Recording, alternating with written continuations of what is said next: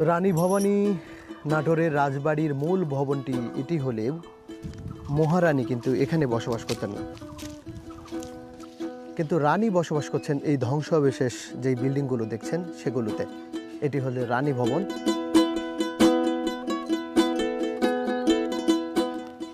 বর্তমানে এর অবস্থা জীর্ণশীর্ণ।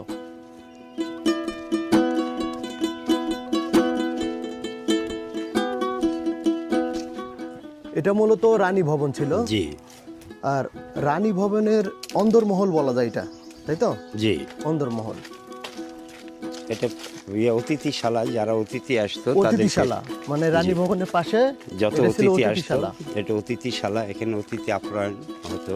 আচ্ছা, অতিথিরা যখন আসতো তখন এখানেই তারা থাকতো। থাকতো, এখানেই তাদেরকে রেখে আপ্যায়ন করা হতো, রাইট? জি।